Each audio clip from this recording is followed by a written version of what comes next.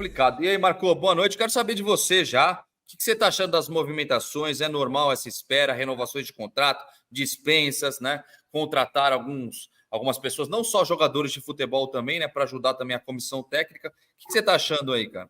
Boa noite. Bom, primeiro aí, boa noite. Feliz Natal para todos os vascaínos.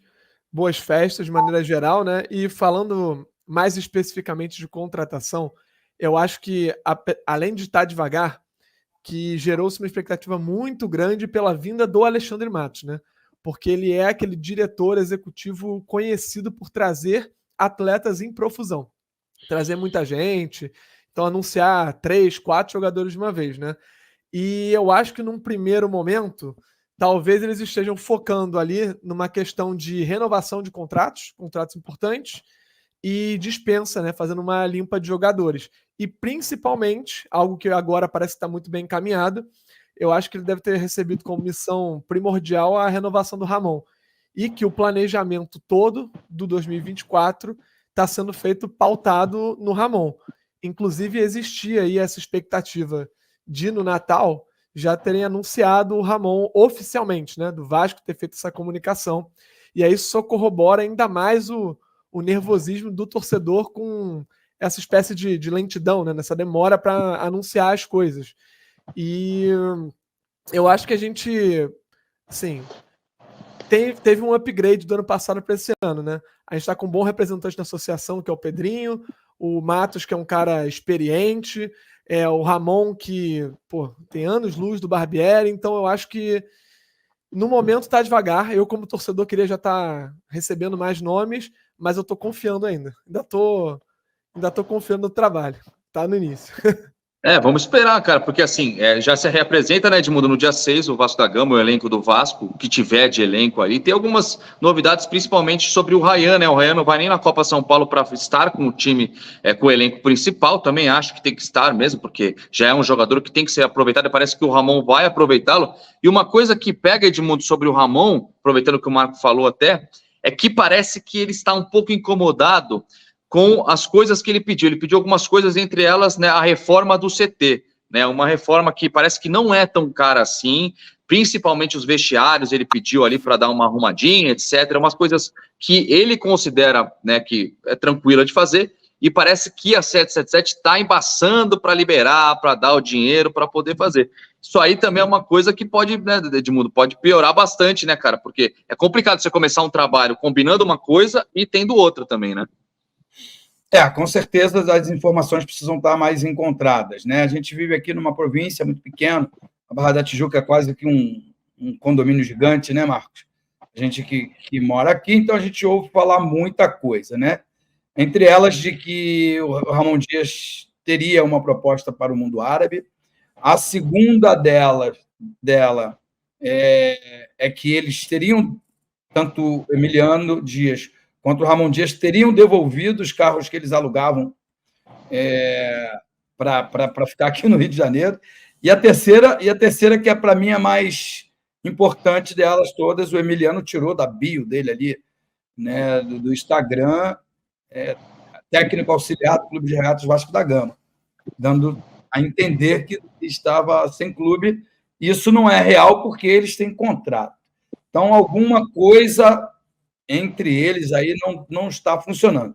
Em relação ao CT, a informação que eu tenho é que a 777 ela não está querendo investir no CT porque o terreno foi doado pela Prefeitura do Rio de Janeiro, assim como foi doação também o terreno do Fluminense e o terreno do Botafogo. O Flamengo não, é que o Jorge Lau, um presidente do Flamengo lá atrás, havia comprado esse terreno há alguns anos e ali o Flamengo construiu o seu CT. Aqui é muito natural isso no Brasil inteiro. São Paulo, Palmeiras e São Paulo também receberam os terrenos doados pela prefeitura. E aí a 777 não está querendo investir grana num terreno que supostamente não fosse de propriedade do Vasco.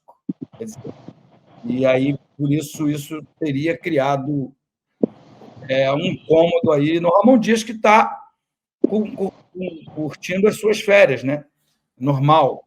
Mas essas 3 informações, elas podem até serem fofocas, mas foram faladas aqui durante esses últimos dias na cidade do Rio de Janeiro, aqui, especificamente aqui na Barra.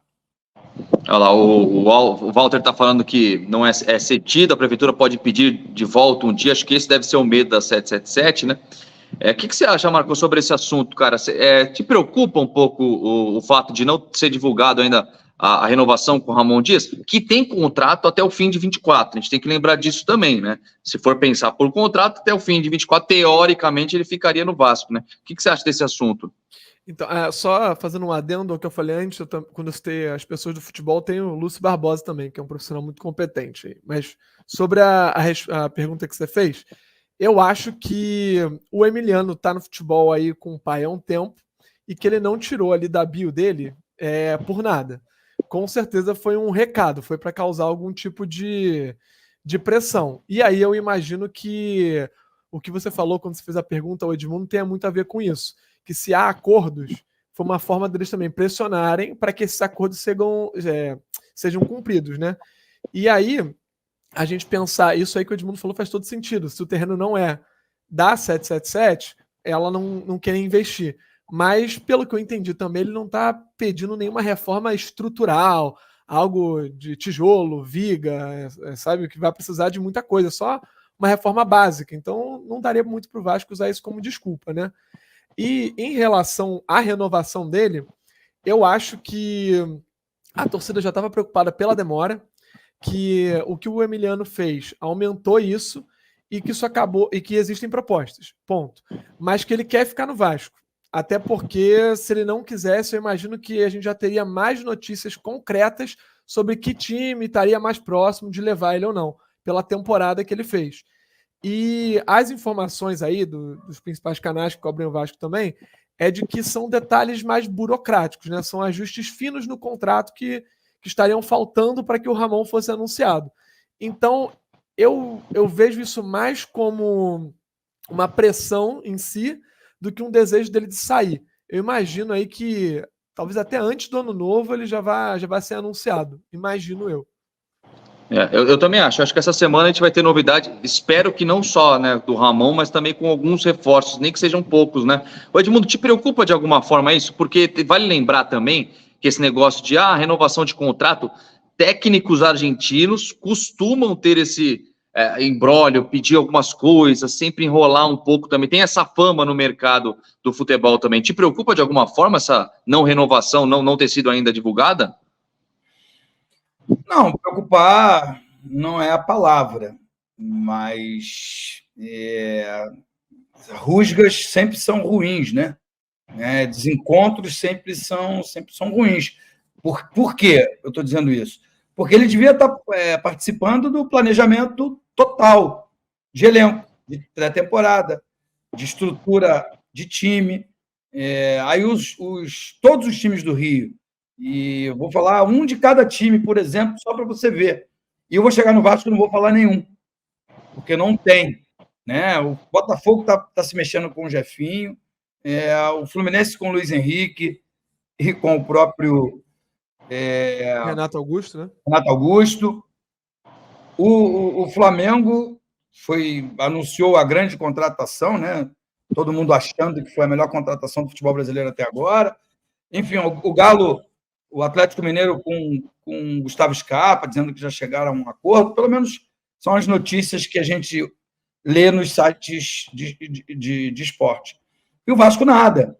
O Vasco anunciou, dentro da sua página oficial, saída de alguns jogadores, a renovação de contrato de outros, né? Mas a permanência dos jovens jogadores, em especial o Ryan, né, aqui no Rio de Janeiro, para fazer a pré-temporada com os profissionais. Me lembro da minha, né, o Vasco, a única vez que foi campeão da Taça São Paulo foi o time que eu jogava, em 1992. E eu não participei da Taça São Paulo porque, assim como o Ryan, fiquei no Rio de Janeiro para fazer a pré-temporada entre os profissionais.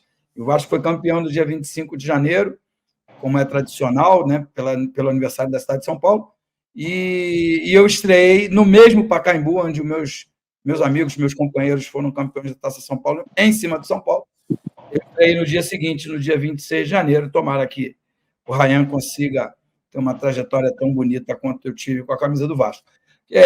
Agora, tem coisas boas, tem coisas ruins. O que é ruim, se a gente for para a temporada de 2024 com o mesmo time que nós tínhamos em 2023, eu acho que a gente faz uma campanha melhor do que foi a campanha de 2023. Mas vai ser, novamente, uma campanha de meio de tabela. 10º, 12º. E isso não serve para mim, na minha opinião, ao torcedor do Vasco, que criou uma expectativa muito grande quando o Jorge Salgado anunciou a venda, né, de 70% das ações do Clube de Regatas Vasco da Gama para 777. As promessas foram feitas de que o Vasco ia jogar de igual para igual com todo mundo. E eu não acho que você se livrar do rebaixamento aos 30 minutos do segundo tempo da última partida do Campeonato Brasileiro seja você lutar de igual para igual com todo mundo. Essa é a minha modesta opinião. Acho que está muito melhor do que foi o início da temporada de 2023, está. Pelos jogadores, pela comissão técnica, até mesmo pela chegada do Alexandre Matos, mas acho que o torcedor do Vasco está querendo ver mais. Está querendo ver o Vasco da década de 80, 90, 2000, que entrava na disputa por qualquer jogador. O Luiz Henrique, por exemplo, eu ouvi números que não são absurdos assim por um atleta da idade que ele tem. Por que o Vasco não bateu ali na porta do empresário dele? Deixa eu entender aqui, já que o Fluminense não está disposto, por exemplo, a pagar, a comprar o passe do Luiz Henrique. O Fluminense está disposto a trazer por empréstimo. Né? E o Vasco queria ter, dizia que ia ter. Agora o Cruzeiro anunciou o Verón. Cara, todo mundo se reinventa, todo mundo acha um jogador aqui, outro ali. O mercado oportuniza todo mundo, dá oportunidade para todo mundo, menos para o Vasco. E o Vasco com o Alexandre Matos, então, assim, não estou nem duvidando da capacidade financeira da 777, da capacidade profissional do Alexandre Matos, muito longe disso. Só estou estranhando a lentidão com que o processo está sendo, mais uma vez, feito. Porque no ano passado também foi assim, né, Gui? O Vasco subiu e demorou. Claro que depois anunciou uma série de bons jogadores que fazem com que o Vasco hoje tenha um bom time, mas uma série de jogadores meia-bomba, jogadores ruins, que não chegaram a ficar 6 meses no clube. Muito menos do que isso, com 2, 3 meses. Teve aí Juan Cruz, Cabarral, teve um monte aí que foi prontamente dispensado. Então, teve muito erro ali naquele processo de contratação, que eu espero que não seja repetido agora. Teve erros.